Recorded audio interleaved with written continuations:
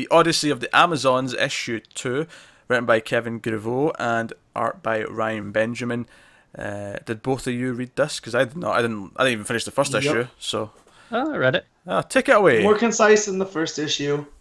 So if you want to go back, it's not as long as a read as that first one was. So, yeah, this is a lot more digestible, and this may have benefited if this had been the first issue. Yep. Because this is basically, they at the end of the last one, like we said, they went to follow the ones who'd been taken because the fates directed them towards the Viking lands. Yep. And they got attacked by all the trolls. And this just opens in that fight, and then the Vikings come in and help them out. And that's Viking Prince. Yeah, old school DC character there. So that's cool. Nice tie-in. Yeah. But here's my main problem. Okay. Is knowing what I know about the Vikings, right? That's quite a bit, to be fair. That is. History tells us they were a pretty equality-driven society. That if you could lift a shield and axe, you could go to battle. It didn't matter your gender, you know?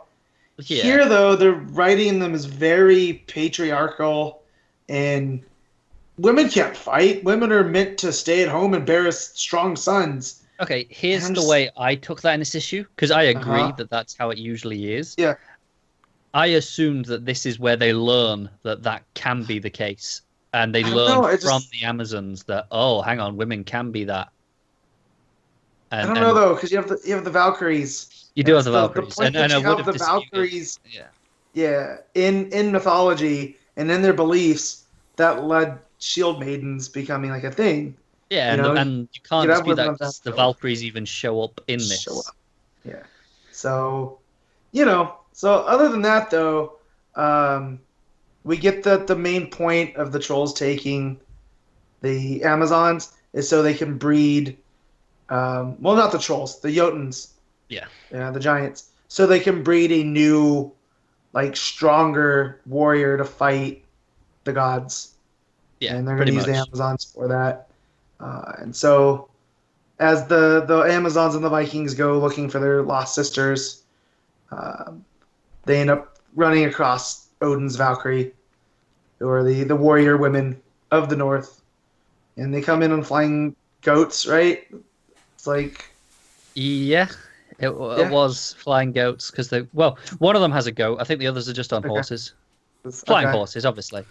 There we go. No, I'm not listening. There's a lot of... Because I'm kind of not listening. I was thinking about... I was just... I was using this time while you two were talking to think about my top 5. And I wasn't paying attention. And I just heard Army of Flying Goats. And I was like, wait, what? What did I miss? Where'd Tim come from? But yeah, along the way there, though, you get a lot of interesting, interpersonal stuff between the Amazons and the Vikings. And them almost come to blows over differences. I really like how they play off each other, because they're both such prideful people.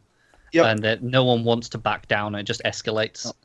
And it's only respect in battle that kind of brings them together. I really like because basically these gigantic Norse wolves come out of nowhere and basically eat Hesia, and then she fights her way out of the stomach, and the Vikings are sitting by going, whoa, that was cool. Pretty much. That was it. They don't try to help her, because they're just kind of like, oh no, man, we don't fight these wolves. These wolves are too strong.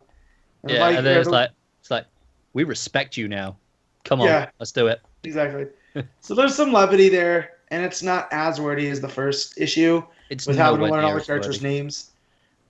Didn't take nearly as long to read either. It wasn't like... No, there's a lot of action. Even the narration boxes has kind of toned down the amount of it quite a lot. Yeah, and I feel like the editors stepped in and were like, hey, you only got 6 issues, so let's try to get this in and out. Get him moving, yeah. Yeah. But flying goats and giant wolves and Valkyries and Jotuns. This was a lot of fun. Yeah. And the art looks great. Every time that it goes, all the swords and axes are out. It's like, oh yeah, I like this. Yeah. It's definitely high fantasy. It with is. The Amazons and all of them. And Viking Prince. I just love anytime Viking Prince shows up. Even in the early Justice League issues where you had the Red Room and it had all the artifacts in there, and you had Viking Prince's boat there. I love just when they tie in. DC Yeah. continuity for that. Yeah, it's worth a read. If you have the room, read it. Like, if this was a week 2 book or a week 4 book, I probably wouldn't be reading it to review. I mean, I'd still get it to read, but And I feel like if the first one was a bit wordy for you and you were contemplating going, maybe not, get the second issue. Stick with this one. If you enjoyed the concept of the first one, you'll enjoy this issue a lot more. Yep.